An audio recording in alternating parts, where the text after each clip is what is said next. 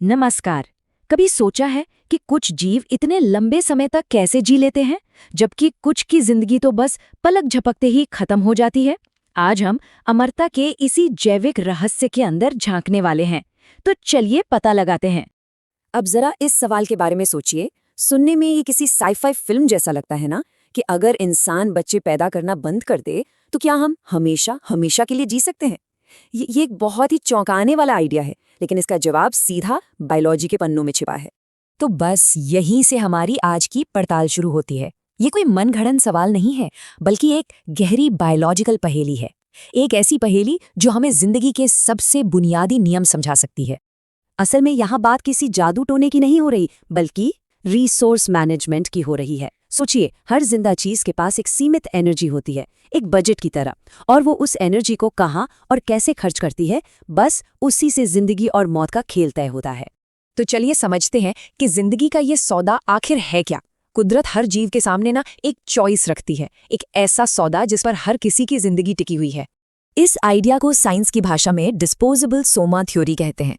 यहाँ सोमा का मतलब है शरीर। मतलब ये थ्योरी कहती है कि हर जीव को अपनी एनर्जी को दो बड़े प्रोजेक्ट्स में बांटना पड़ता है, और कमाल की बात यह है कि आप दोनों प्रोजेक्ट्स में एक साथ टॉप नहीं कर सकते।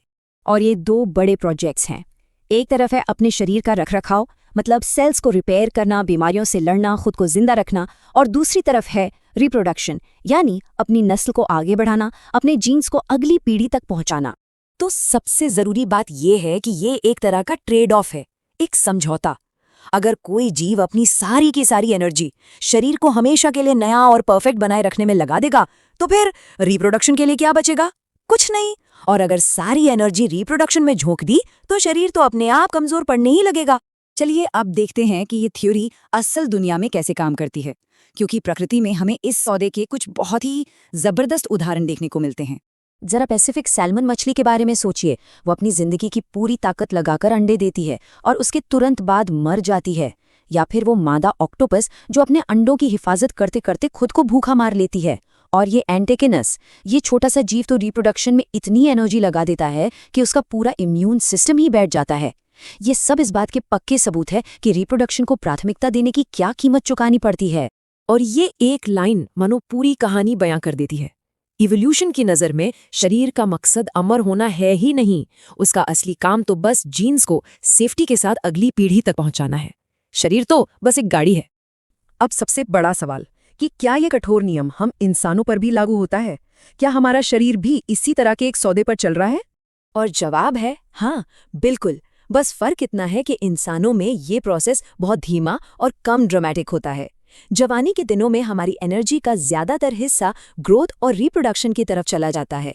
इसका सीधा सा मतलब है कि शरीर की 100% रिपेयरिंग के लिए उतनी एनर्जी नहीं बचती, और फिर वक्त के साथ ये छोटी छोटी रिपेयरिंग की कमियां जुड़ती जाती हैं, और इसी को तो हम बुढ़ापा कहते हैं। दूसरे शब्दों में कहें तो हमारे शरीर हमेशा हमेशा के लिए चलने के लिए डिजाइन ही नहीं किए गए हैं। उन्हें तो बस इतना लंबा चलने के लिए बनाया गया है कि हम अपनी अगली पीढ़ी को पाल पोस कर बड़ा कर सके। इवोल्यूशन के लिए बस इतना ही काफी अच्छा है। तो घूम फिरकर वापस उसी पहले सवाल पर आते हैं। ये सब जानने के बाद आखिर जवाब क्या निकलता है? और इसका सीधा और साफ जवाब है नहीं। अगर इंसान रिप्रोडक्शन करना बंद भी कर दें तो भी हम अमर नहीं हो जाएंगे। ऐसा इसलिए क्योंकि हमारा पूरा बायोलॉजिकल डिजाइन, हमारा सिस्टम लाखों सालों के एवोल्यूशन में ऐसा बन चुका है जो रिप्रोडक्शन को ही प्राथमिकता देता है। सिर्फ एक काम को रोक देने से वो पूरा का पूरा ब्लूप्रिंट तो नहीं बदल जाएगा ना। उम्र बढ़ने का जो प्रोसेस है वो हमारे सिस्टम में बहुत गहराई तक बसा हुआ है। और ये पूरी बातचीत हमें एक बहुत ही गहरे सवाल पर लाके छोड़ देती है कि अगर हमारा शरीर हमेशा के लिए नहीं बना है, तो क्या ये सच में हमारे जीन्स के लिए बस एक आर्जी घर है, एक पीढ़ी से दूसरी पीढ़ी तक जाने का सिर्फ एक जरिया? इस पर जरूर सोचिएगा।